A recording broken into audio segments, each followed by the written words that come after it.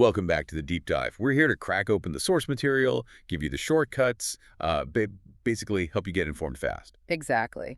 And today, well, we've got a big one. We're tackling an update to probably our most foundational deep dive from last year. That's right. The CISO playbook? The CISO playbook. We did it about a year ago, and honestly, so much has changed. It's almost dizzying. It really is. I mean, the CISO role, it's always been about adapting, right? Constant evolution. Hmm. But the pace of change we're seeing now, heading into 2025, it's just a whole other level. It's forcing real strategic shifts, like right now. So the environment you, the listener, are navigating, it's not just complicated anymore. No, it's defined by a kind of unique complexity, I'd say. Okay, but hang on. CISOs always deal with complexity. What's really different now, like quantifiably harder than maybe 5 years back, our sources are pointing to this idea of a triple threat. Yeah, the triple threat, that really captures it. It's like this perfect storm, this convergence of three massive simultaneous challenges. Okay, break it down for us. Right. So first you've got the whole AI governance piece. It's new, it's largely uncharted territory, and everyone's scrambling. Okay, AI governance. What's number 2? Second, pervasive geopolitical risk. And I mean risk that's actively spilling over into cyber conflict, hitting businesses directly. It's not just theoretical anymore. Right, impacting bottom lines. And the third? And third, just this incredibly dense layer of new global compliance mandates. Think DORA, NIS2, the SEC's rules in the US. They're all demanding attention, often with overlapping deadlines right now. Wow. Okay, yeah, that's definitely a perfect storm. So our mission today, for you listening, is basically to give you a strategic blueprint for this new reality. Exactly. We want to distill this massive shift, pinpoint the really critical new operational priorities, walk you through those regulatory deadlines you absolutely have to hit. And figure out the essential adjustments you need to make to your security strategy, just to stay viable. Right. Yeah. Think of it as, I don't know, the security manifesto for 2025. We're moving beyond the basics here, really diving into what these global shifts mean on the ground operationally. And just for context, if you want to see how far we've actually come in just the last year, we'll link that original 2024 CISO playbook deep dive in the description. It's honestly fascinating to compare. Absolutely, yeah. Seeing the evolution is really instructive. Okay, before we dive headfirst into this new global threat landscape, we really want to thank the sponsor for making this deep dive possible. A big thank you to www.cisomarketplace.com for sponsoring us today. All right, let's get into it. Section 1, the new reality. We're talking geopolitical risks, AI collaboration, supply chain vulnerabilities. Let's start with that global threat landscape for 2025. Why is geopolitics suddenly such a huge factor in day-to-day corporate security? Seems like it wasn't always this direct. Well, the connection is just undeniable now. It's direct, it's immediate, our sources are clear, global instability, conflicts. They are actively fueling cyber threat activity. It's creating this incredibly complex, challenging environment for basically any organization, no matter where you operate. So it's not just governments spying on governments anymore. No, not at all. We're seeing state actors really shift tactics. They're moving beyond just, pure espionage. Now it's disruption, sometimes even destruction. They're hitting civilian infrastructure, economic targets in other countries. It's messy. And when we talk about state sponsors, everyone mentions the big four: China, Iran, North Korea, Russia. That's not new, but are their strategies changing? What are the sort of non-traditional targets now? Well, the goals have kind of diverged, or maybe specialized is a better word. Russia and Iran, for instance, they often seem focused on disruption, influence ops. They frequently target critical infrastructure, think energy grids, operational technology, OT systems. China, meanwhile, still seems heavily focused on economic espionage, stealing R&D, intellectual property. It's about long-term advantage. And North Korea? North Korea is often about the money. Financially driven campaigns, often ransomware or cryptojacking, trying to fund the regime. Sometimes they even impersonate other threat groups to cover their tracks. So what's the critical difference now compared to before? I'd say it's the sheer volume and, frankly, the sophistication of their toolkits. They're using more advanced techniques, more 0 days, making attribution way harder. And defense, much tougher. Right. And while these nations are stirring the pot, we can't forget about the regular cyber criminals, right? The financially motivated ones. Ransomware hasn't gone away, has it? Oh, definitely not. It's booming. But the threat model itself, it's evolved way beyond just encrypting your files and demanding Bitcoin. How so? It's become much nastier. We're talking about attacks on data integrity now. Not just stealing data, but subtly corrupting it. And then there's the rise of triple extortion. Digital extortion. Okay, what's that? So first they encrypt your files. Then they threaten to leak the sensitive data they stole. And the third layer, they launch DDoS attacks or harass your customers or partners until you pay up. It's brutal. And we saw the real-world impact of this, didn't we? That Change Healthcare attack in 2024. Exactly. That was a wake-up call. It wasn't just, an economic inconvenience. It was clinically disruptive. It crippled payment systems for hospitals, pharmacies all across the U.S. for weeks. People couldn't get their prescriptions filled. Precisely. It proved ransomware isn't just an IT problem, it's a systemic risk. Especially in critical sectors like healthcare. It can literally impact patient care. And it seems like attackers are aiming higher now, too, targeting leadership. Yeah, that's another shift. They're not just going after perimeter defenses or, tricking mid-level employees with phishing emails anymore. So who are they targeting? They're actively targeting boards of directors, using highly tailored spear phishing influence campaigns, trying to compromise the governance, the decision-making itself, and, crucially, as I mentioned, targeting core data integrity. This means organizations don't just need to prevent breaches, they increasingly need to prove their data hasn't been tampered with by an adversary. That's a huge verification burden. That idea of proving data integrity, that leads us straight into the next big point for 2025, the supply chain. It feels like it's gone from just a risk factor to maybe the primary way attackers get in. You've hit the nail on the head. Supply chain attacks are absolutely critical now because attackers figured out it's just more efficient. Easier to hit the little guy. Exactly. Why spend months trying to breach a well-defended Fortune 500 company, with all their resources, when you can just compromise their small logistics provider or maybe their billing software vendor? These smaller suppliers, these third-party vendors, they often have, frankly, weaker security postures. Maybe a fraction of the budget. And they provide a convenient backdoor into the main target's network. Precisely. It's the path of least resistance. So just defending your own castle walls isn't nearly enough. You have to worry about everyone connected to your moat, essentially. But tracking hundreds, maybe thousands of vendors? That seems impossible without some serious automation. What's the mitigation strategy? Especially around collaboration. Yeah, collaboration is the key word, but it has to be more than just words in a contract. It needs to be a truly operational partnership, meaning manufacturers, large organizations, they have to work really closely, like hand in glove, with their partners, continuously assessing risks, mitigating them together across the whole supply chain ecosystem. So like sharing threat intel. Doing joint testing. Yes, exactly. Sharing threat intelligence, maybe conducting joint penetration tests, and ensuring vendors actually meet standardized risk requirements that you set, not just ticking a box saying they do. And the sources mentioned leveraging technology itself, specifically cloud solutions, to help secure this ecosystem. Absolutely. That's a key takeaway. Secure, collaborative cloud platforms. They can actually enhance security for everyone involved. How does that work? Well, instead of relying on maybe dozens of disparate, potentially weak internal security systems at each vendor, you can, say, mandate the use of secure, centralized cloud services for managing shared data or critical applications. So you get consistent security controls, centralized logging, better visibility across the board. Exactly. You dictate the secure environment rather than just hoping each vendor gets it right on their own. Okay, that makes sense. Now, this inherent complexity in managing vendors, it feels mirrored by the new risks coming from artificial intelligence, AI. Especially when that AI is being provided by, guess what, a third party. Yeah, another layer of third-party risk. Which brings us nicely to this new structure the U.S. government is pushing for collective defense. CISO's AI Cybersecurity Collaboration Playbook, released just back in January 2025.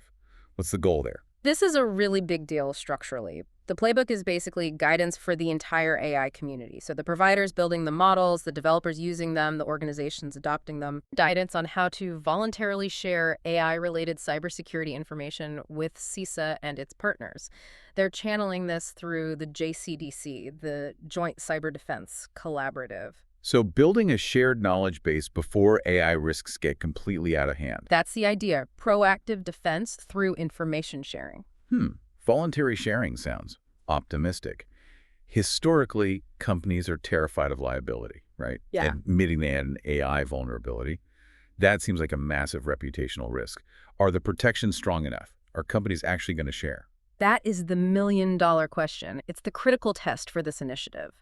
The playbook really leans heavily on the legal protections offered by the CISA Act of 2015. Remind us what those are. Well, they're designed specifically to incentivize this kind of sharing. So they include protection for proprietary information, an exemption from disclosure under FOIA, the Freedom of Information Act, and crucially, a Yes. prohibition on using the information shared in regulatory enforcement actions against the company that shared it. As long as it qualifies as a cyber threat indicator. Exactly, that's the caveat.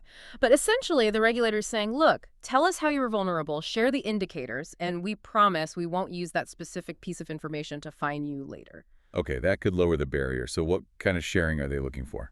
Two main types. Proactive sharing, things like spotting malicious activities, emerging trends, maybe a novel prompt injection technique someone found, or a unique way a model was poisoned. And then active sharing information related to specific AI incidents or vulnerabilities that have been discovered. Got it. And once CISA gets this AI intel through the JCDC, what do they actually do with it? What are the concrete defensive actions? It's designed as a collective defense mechanism. CISA takes the info, aggregates it, analyzes it, enriches it with other intelligence, and then they act. They can identify and notify other potential victim organizations. They might offer proactive services to help companies shore up defenses. They distribute actionable threat intelligence products back out to the JCDC partners. And they publish details on adversary tactics, specifically how AI models are being compromised or vulnerabilities in deployment are being exploited. So it's meant to be a rapid feedback loop, a collective defense that's faster than any single company could manage alone. Precisely. It highlights how quickly the government is trying to adapt its own defense posture to keep pace with AI development. It's about shared vigilance, recognizing AI risks affect everyone. And demanding transparency from developers, adopters, users, everyone in the chain. That's the core message, yes. Shared cooperation, shared vigilance. It's essential for tackling these AI risks, which, again, often come from those third-party model providers. Wow. Okay, that's a huge amount of ground we just covered just on the threat landscape. Yeah. Geopolitical actors, supply chain nightmares, new AI collaboration requirements. These are really defining the CISO's strategic headaches for 2025. They absolutely are. And the problem is, these accelerating threats, they're running smack into this massive wave of new mandatory compliance requirements coming from regulators all over the world. Right, and that's where the budget fights and the strategy pivots have to happen. Well, it's exactly where the rubber meets the road. We'll dive into that whole regulatory wave right after this quick break. Don't go away. We're back on the deep dive, updating the CISO playbook for 2025. And we're back on the deep dive. We just spent time unpacking the accelerating threats, geopolitical, supply chain, AI. Now let's shift gears and tackle what our sources are calling the global regulatory roar. It feels like CISOs are being forced to formalize risk management in ways they never had to before. Oh, absolutely. It's a profound shift, especially if you operate internationally. The whole paradigm is changing. We're moving definitively away from, simple checklist compliance. Did you document this control? Check. Right. Instead, regulations are now embedding cybersecurity, especially vendor-related cyber risks, fundamentally into every part of operational strategy. So the message globally seems to be, you must formalize your supply chain security, you must be transparent about it, and this isn't just best practice anymore, it's mandatory governance. That sums it up perfectly. It's baseline expectation now. Okay, let's start in Europe.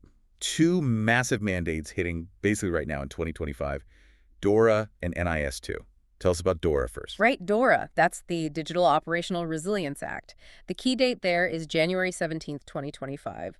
That's when it becomes applicable. It specifically targets the EU financial sector. So banks, investment firms, insurance companies. Exactly. Them, but also, importantly, the critical third-party IT service providers who serve those financial entities. Think cloud providers, core banking system vendors. Ah, so it reaches into the supply chain directly. Directly and deeply. DORA mandates really rigorous, transparent, and proactive management of cyber risks across that entire supply chain. It even includes things like mandatory threat-led penetration testing and specific requirements for information sharing between firms. Okay, so DORA hits the financial heavyweights.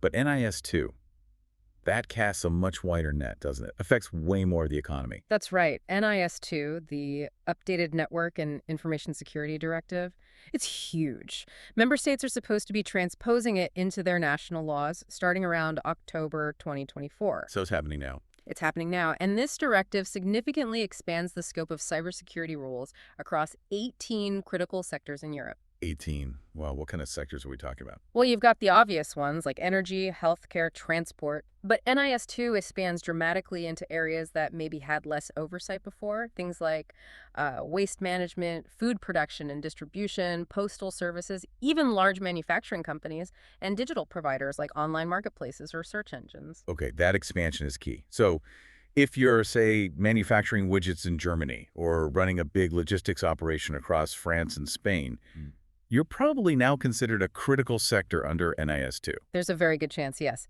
You need to check if you fall under the essential or important entity categories. And how does NIS2 tackle supply chain security specifically? You mentioned Article 21. Yes, Article 21 is basically the blueprint for mandatory third-party risk management, or TPRM, under NIS2.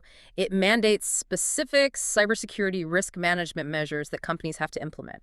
And it explicitly emphasizes the need to vet and manage suppliers throughout the relationship.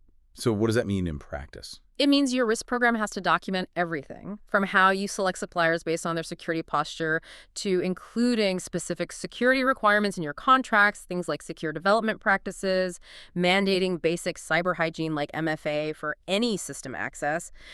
It's very prescriptive. And the reporting deadlines, I heard they're incredibly aggressive under NIS2, forcing really rapid vendor notification. Is that right? Oh, they are brutally tight. This is where the operational pressure really ramps up. If you have what they call a significant incident, Okay. you have 3 reporting stages to the national authorities.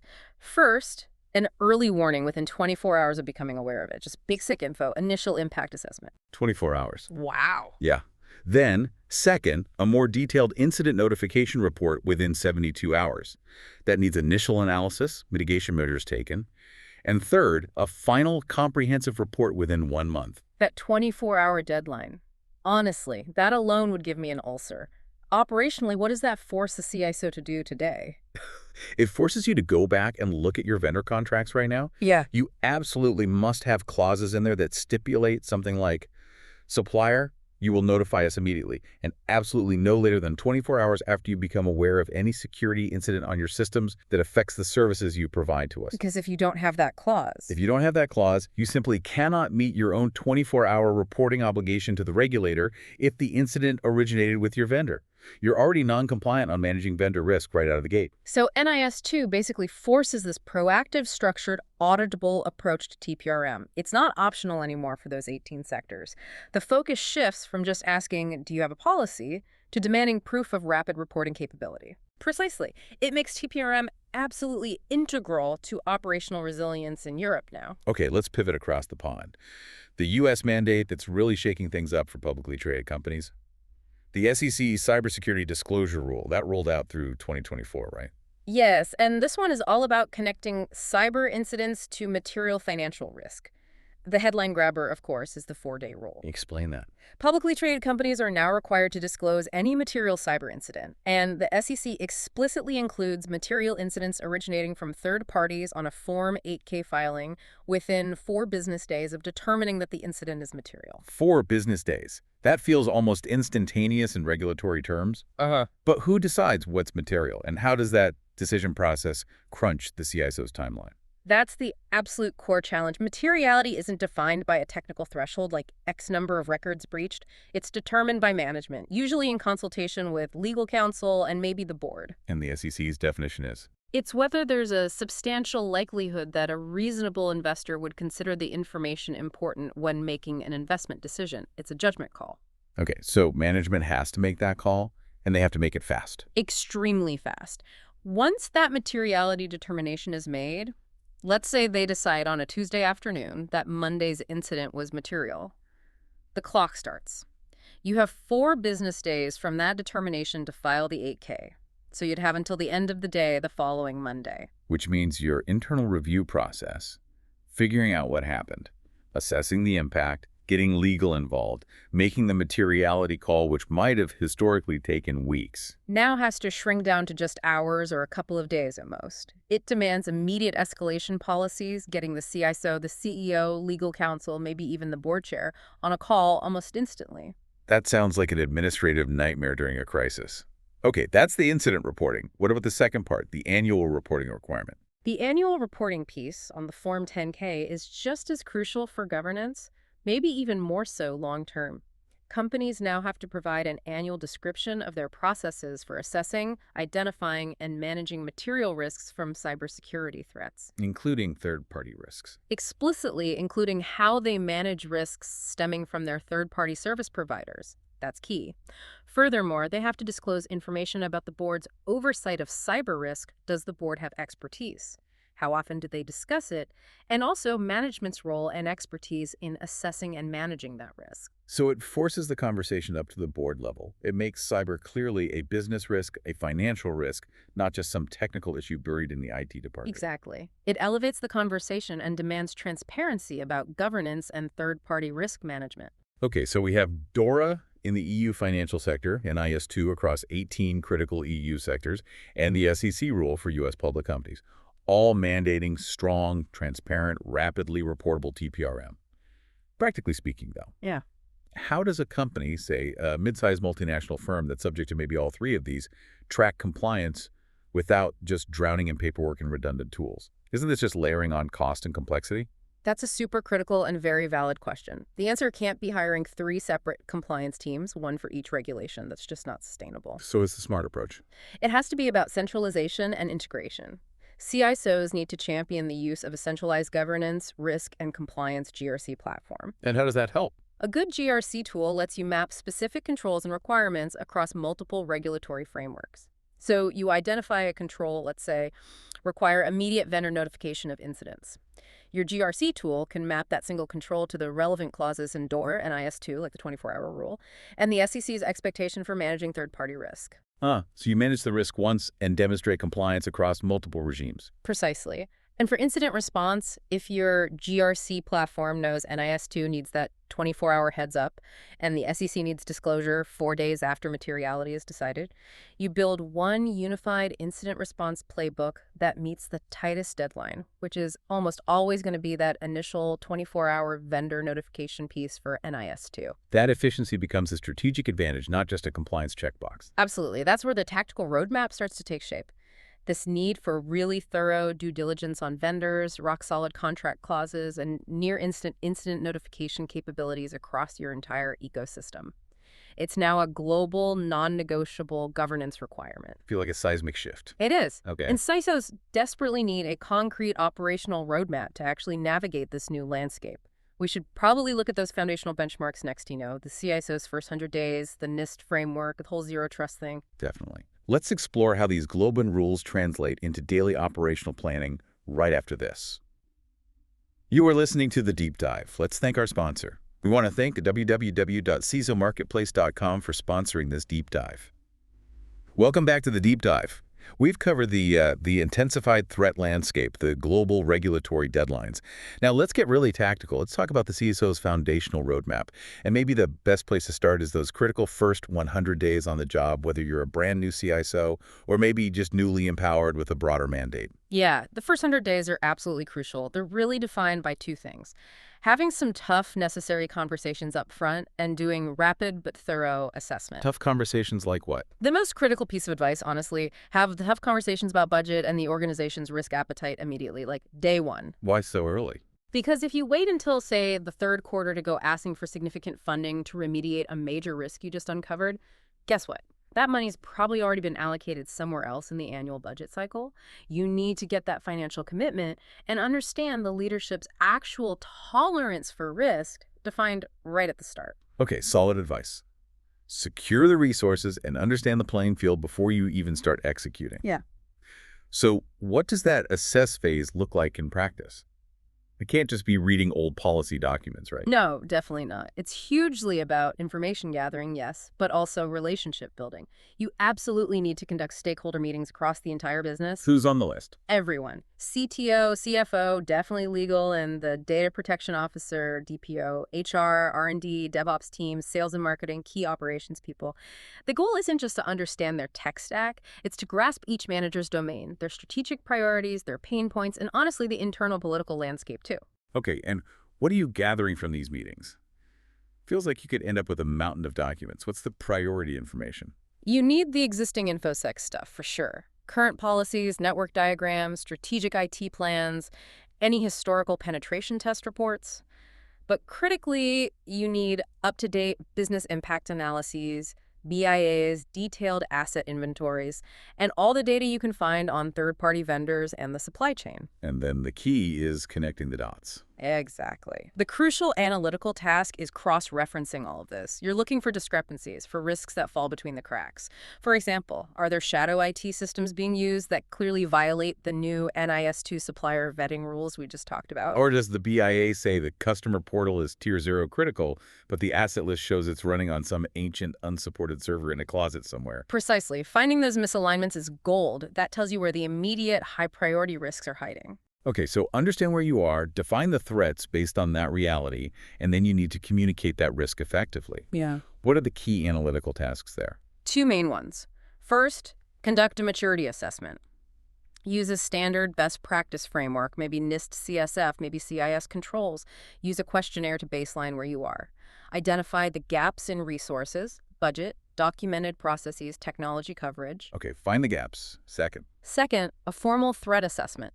This means defining the scope of what you're assessing, building the right processes to gather threat intelligence relevant to your industry and assets, and this is key, establishing a clear, easily digestible rating system. Like a heat map. Yeah, maybe a heat map, maybe a simple scoring model, something that lets you communicate the severity of the identified threats and risks to executives and the board in a way they can actually understand and act on, not just a list of vulnerabilities. Got it.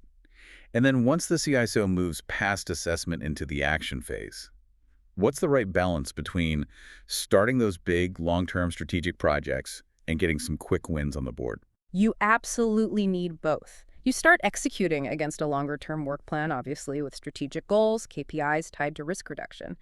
But you must establish credibility early with some quick wins. Like what? Well, alongside the necessary long-term planning, like maybe mapping out a multi-year zero-trust implementation roadmap, you need immediate visible action. A great example is conducting a really thorough ransomware readiness assessment right now. And that's more than just checking backups. Oh, yeah. That means actually testing your backups. Are they immutable? Can you actually recover from them? Practicing the incident response plan, running tabletop exercises for a ransomware scenario, not just checking a box, but proving resilience. That builds confidence quickly. That focus on structure, repeatable processes, frameworks, it brings us right to the big one, the foundational framework that really underpins a lot of modern risk management, especially in the U.S. government. The NIST Cybersecurity Framework, or CSF. Yeah, the NIST CSF is huge. The CSF core is really that foundational model. It cleverly assembles standards, guidelines, best practices that are common across many organizations, regardless of sector. And it's powerful because it's flexible. Exactly. It's a tailorable model for guiding organizational change around cybersecurity risk. It provides the key functions you need to address, but it doesn't rigidly dictate the how. That's up to the organization. Okay, let's quickly break down those 5 core functions of the CSF. Every CISO needs to have these sort of internalized, right? Absolutely. They form this continuous life cycle for managing risk. So first is identify. The starting point. Right.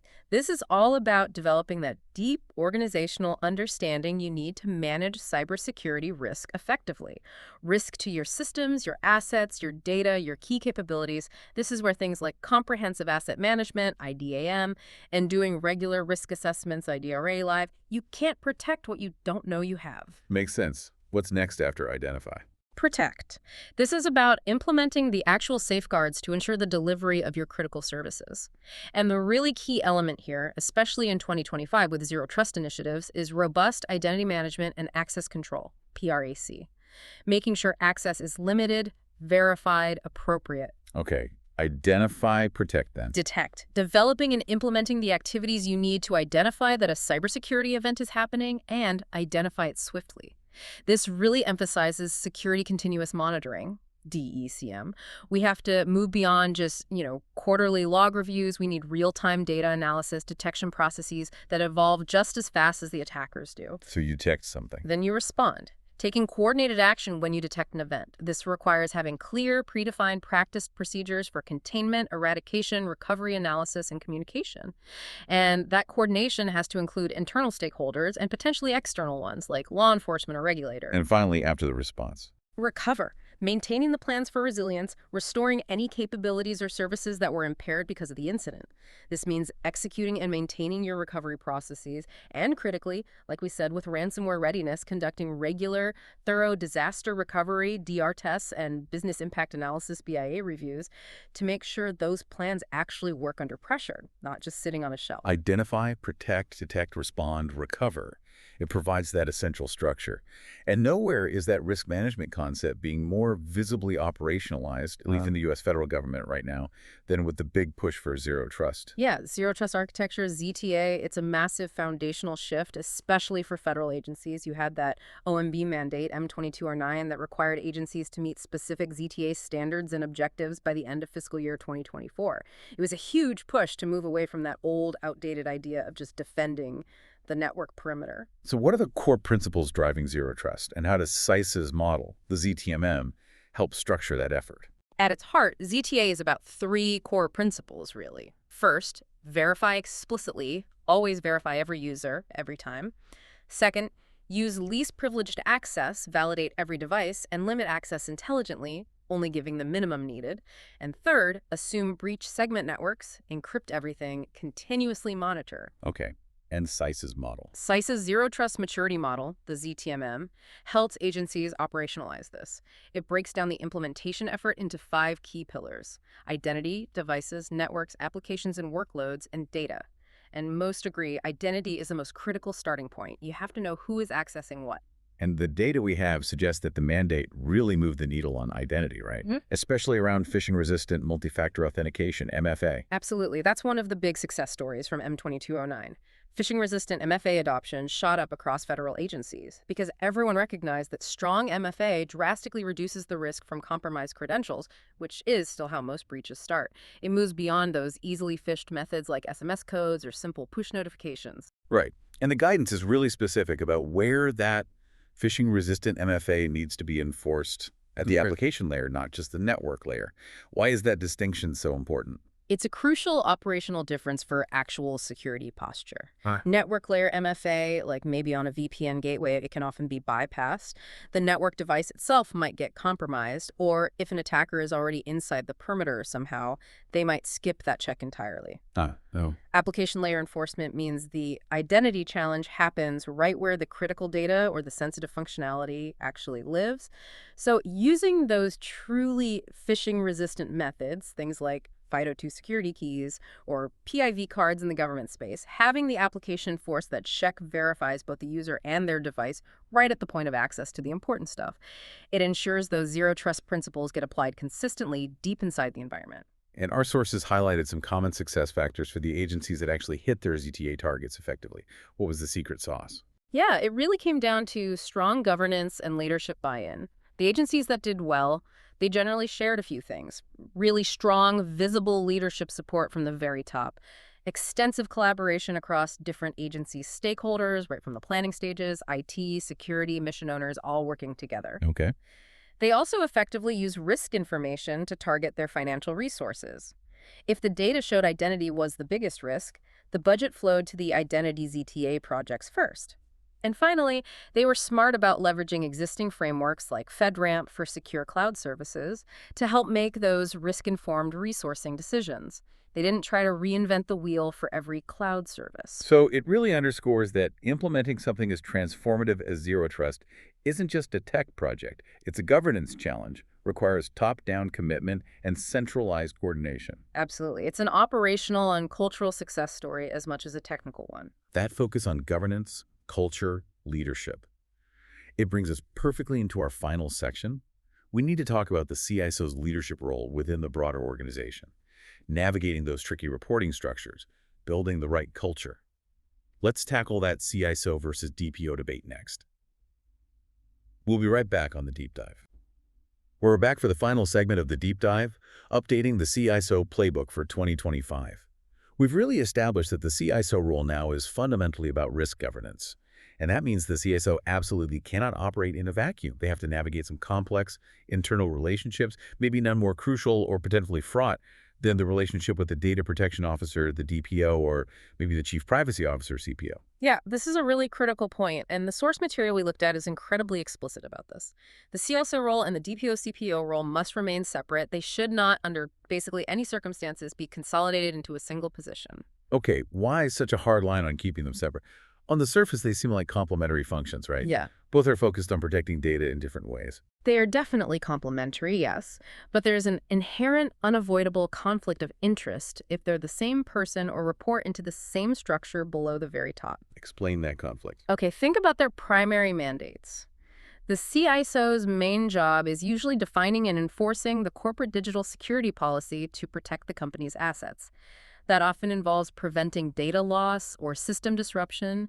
They might want longer log retention for security investigations, for example. Right, security first. Exactly. The DPO's function, however, is legally mandated, especially under rules like GDPR, as one of independent monitoring and assurance performed on behalf of the data subjects, the individuals whose data is being processed. Their focus is on compliance with privacy laws, ensuring things like data minimization, purpose limitation, handling individual rights requests like deletion. So the DPO needs to be able to look at the CISO's technical decisions, like how long security logs are kept, or how customer data is architected for storage, and audit them independently to make sure they align with privacy laws and protect the rights of individuals. They can't do that effectively if they report to the CISO or are the CISO. Precisely. That independence is paramount. To guarantee it, regulations like GDPR often require the DPO to report directly to the highest level of management, typically the CEO or the board of directors.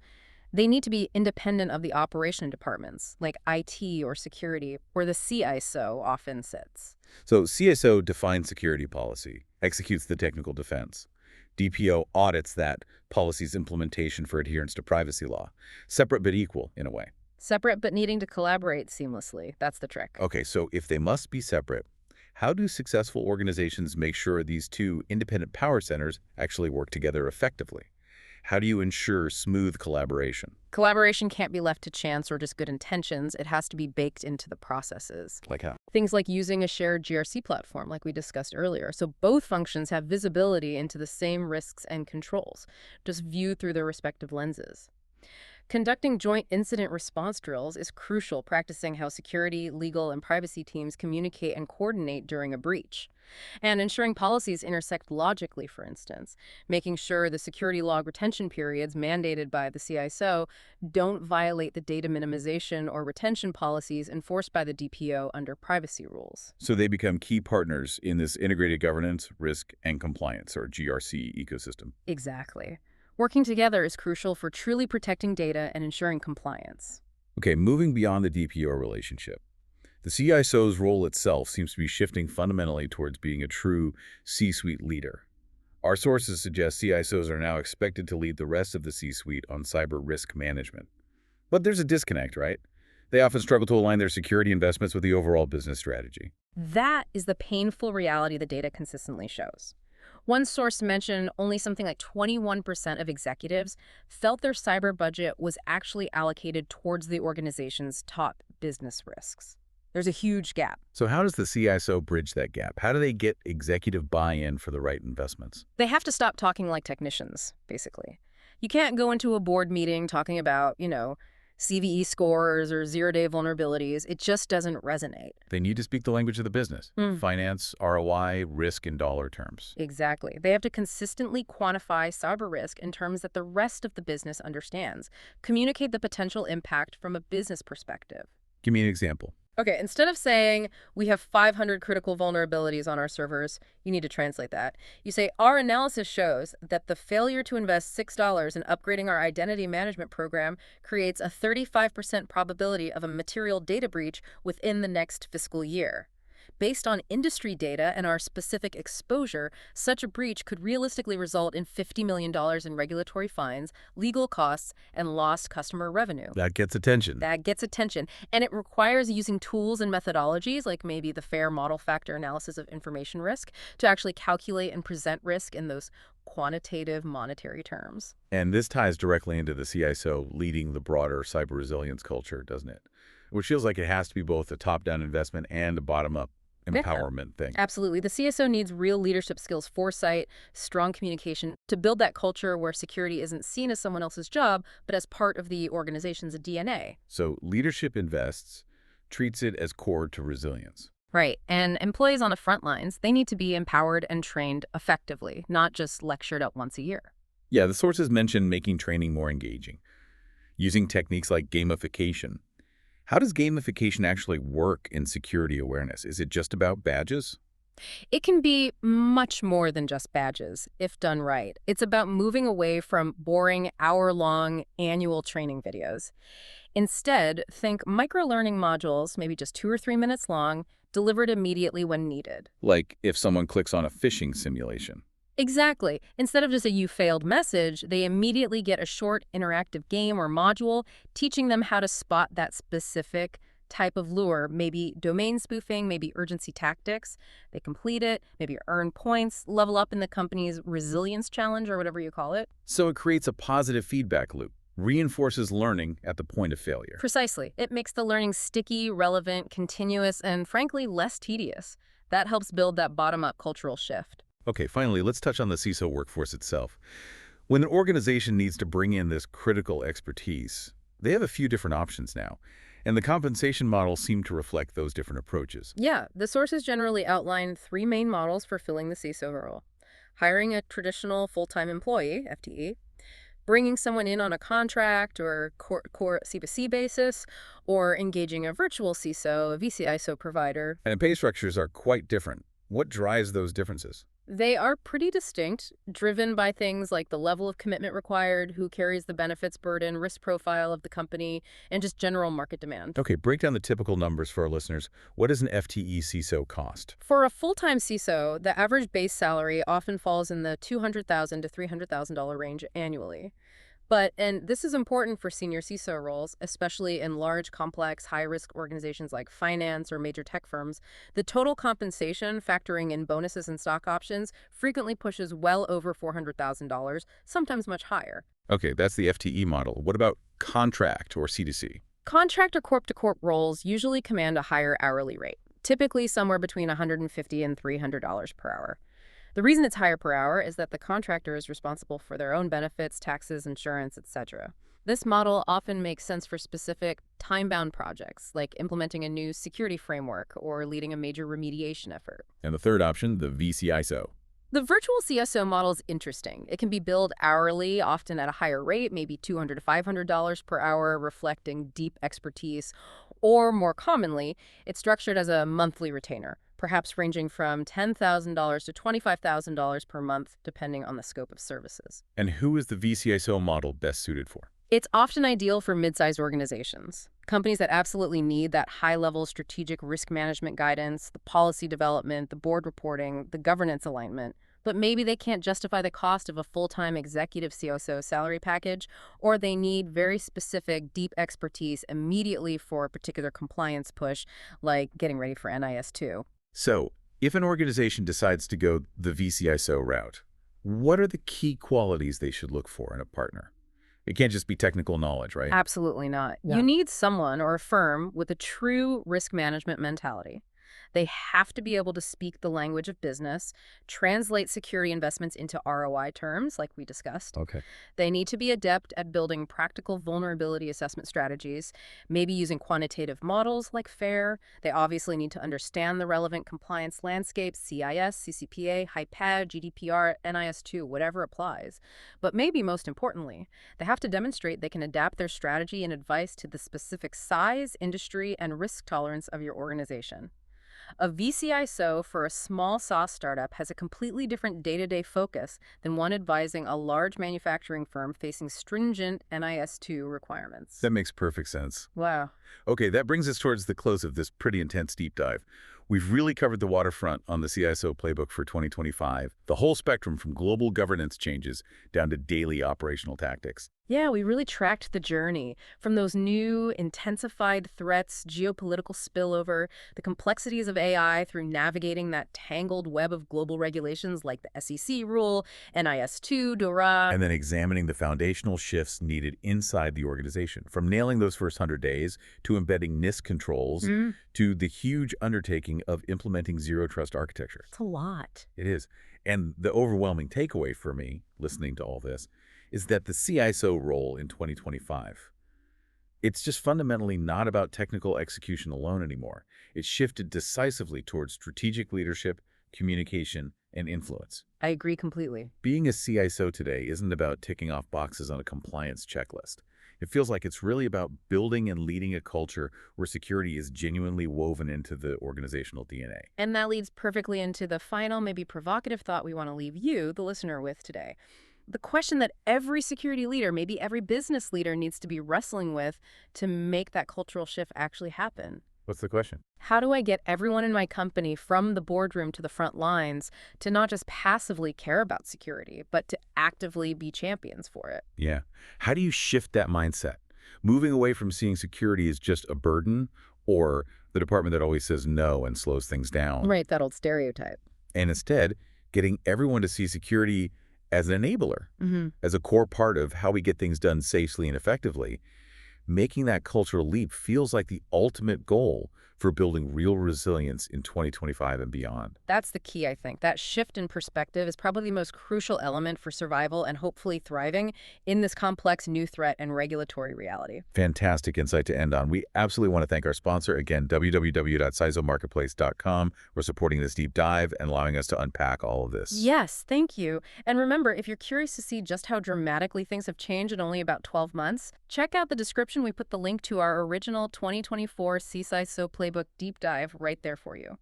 The comparison is eye-opening. It really is. Well, that's all for this episode of The Deep Dive. Until next time, stay informed and please stay secure out there.